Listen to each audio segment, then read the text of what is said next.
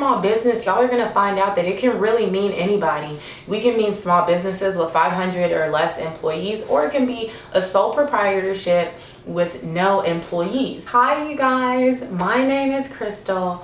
Welcome to Fiscal Collective.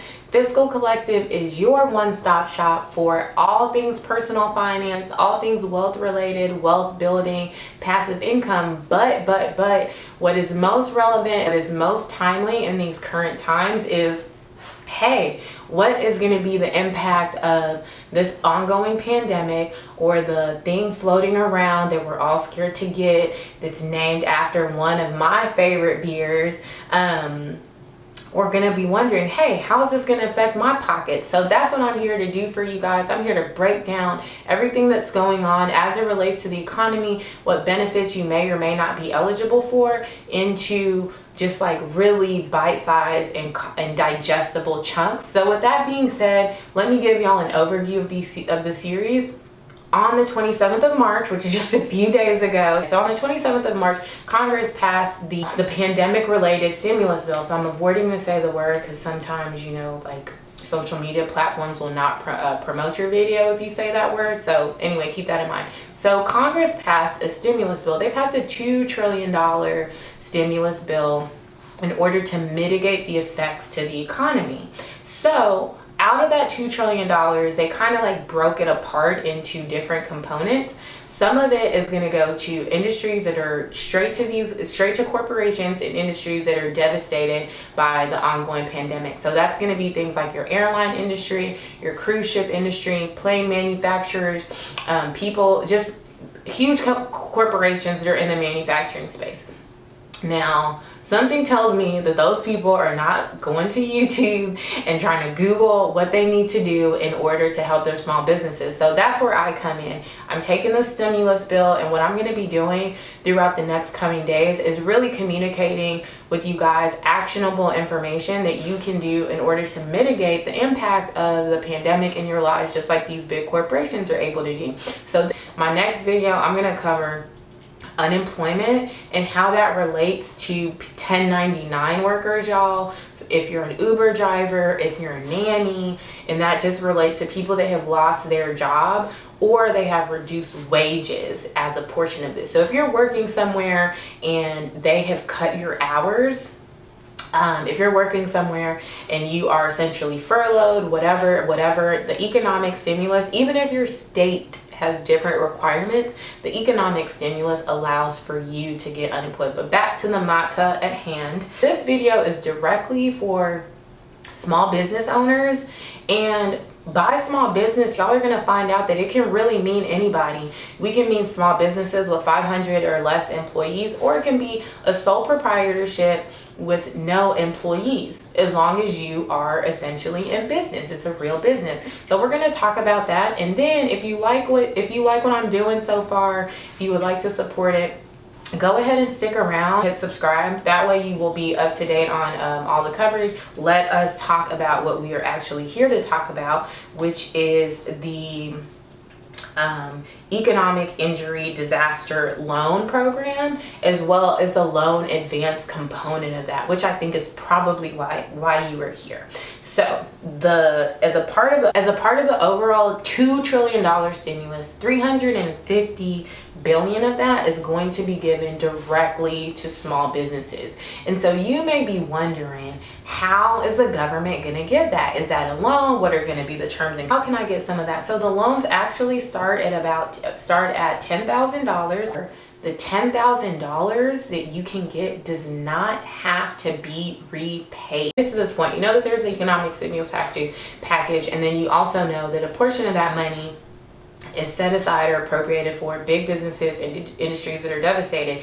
Now, there is a portion of those funds that are set aside for small businesses, and then there's another portion of those funds that's set aside for unemployed individuals, and then there's a certain portion that's set aside for everyone. So what I'm going to do in this video is I'm only talking about the small business portion. Goes a step-by-step tutorial on how to complete it.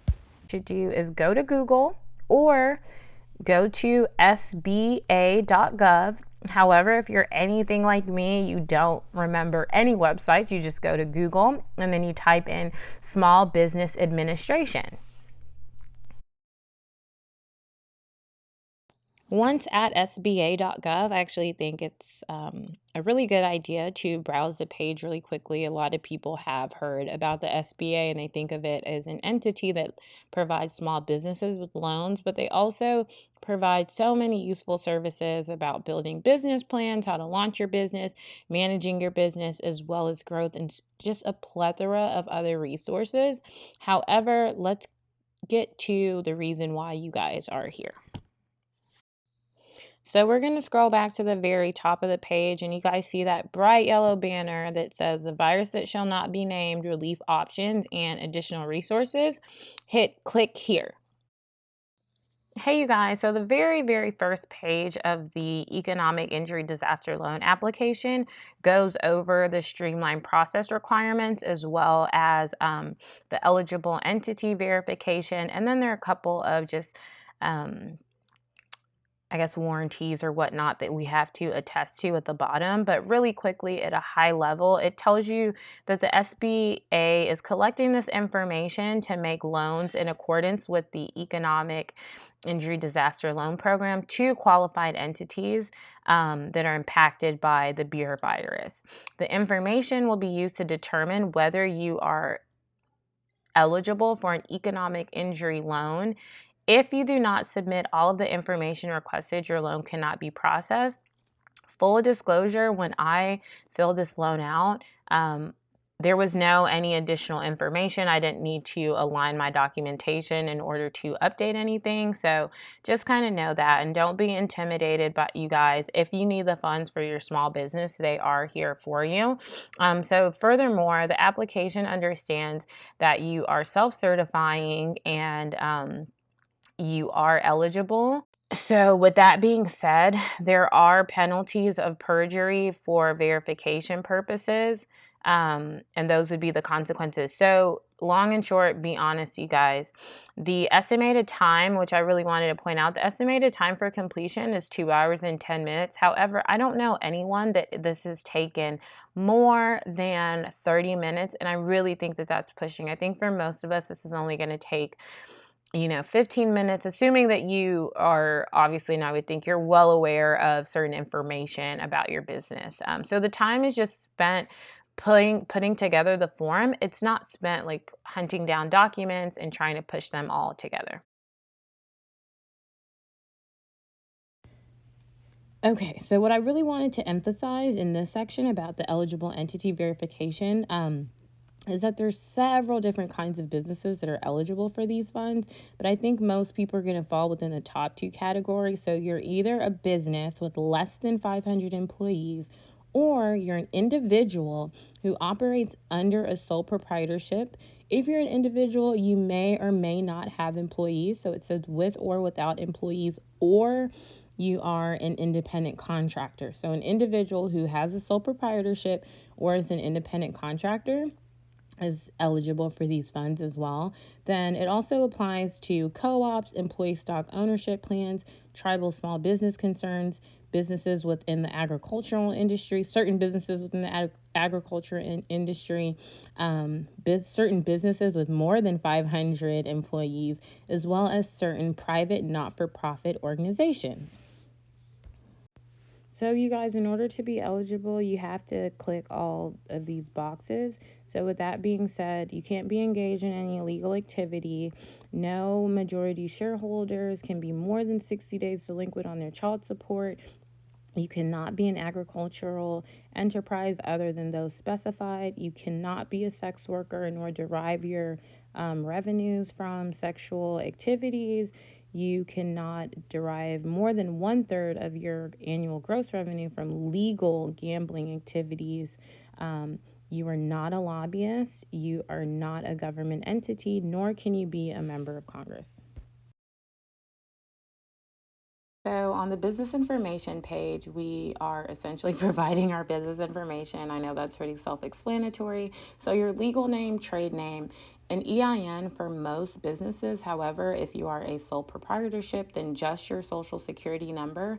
In this drop-down box, right underneath for organization type, you guys will see the different forms of businesses once again. So are you an LLC? Are you a sole proprietorship?